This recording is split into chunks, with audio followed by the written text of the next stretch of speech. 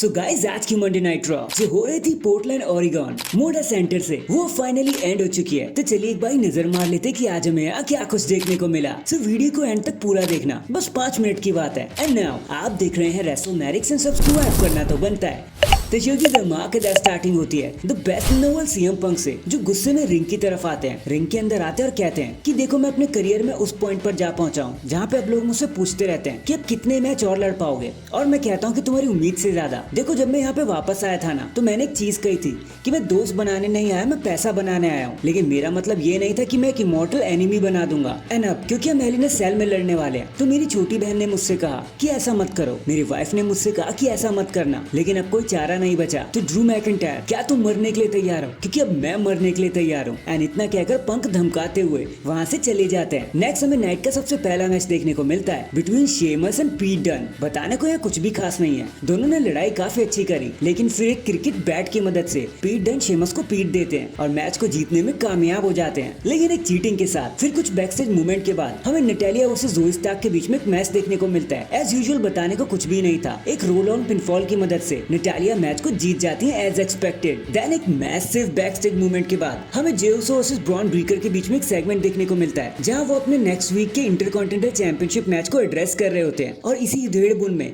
इन दोनों स्टार्स के बीच में लड़ाई हो जाती है, जहां पहले ब्रॉन जे उसो के ऊपर अटैक कर देते हैं। बट जब ब्रॉन को लगता है कि उन्होंने पूरी बात दौड़ संभाल ली, तो जे उसो खुद उन्हें ही स्पीयर लगा देते हैं और ब्रॉन ब्रीकर को बता देते हैं कि भाई हमें भी स्पीयर लगाना आता है। जिसके बाद वो सेलिब्रेट करने लगते हैं ऑडियंस के साथ। इसके बाद हमें टैग टीम चैंपियनशिप मैच देखने को मिलता है between judgement day and the new day. अब मैच तो यार ये जैसे तैसे था, लेकिन जब न्यू डे भारी पड़ने लगती है ना, तो जजमेंट डे आकर पूरा रायता फैलाने लगती है, रेफरी को डिस्ट्रैक्ट करने लगती है, जिसकी वजह से रेफरी ने भी गाली खा ली ऑडियंस से। एंड कॉफी उन्हें एलिमिनेट करने में मशरूफ हो जाते हैं। और फिर क्या था, एक्सेवियर वुड रिंग में अकेले पड़ जाते हैं और उन्हें कूप डे ग्रास खाना पड़ता है, जिसकी वजह से जजमेंट डे टाइटल को रिटेन कर लेते हैं। जिसके बाद वुड्स एंड कॉफी के बीच में आर्ग्यूमेंट्स होने लग जाते हैं और हमें समझ आ जाता है कि न्यू डे का न्यू डे खत्म होने वाला है, इनके बीच में दरार आ गई है और बैक स्टेज में भी लड़ते हुए नजर आए। नेक्स्ट हमें big Bronson read versus Braun Strowman के बीच में एक मेगा मैच देखने को मिलता है, जहां बिना किसी रिजल्ट की परवाह किए इन्होंने रिंग को तोड़ना फोड़ना शुरू कर दिया, एक दूसरे को पीटना शुरू कर दिया। रिंग के बाहर तो छोड़ो, ये अरीना के बाहर ही चले गए लड़ते लड़ते। It was absolute banger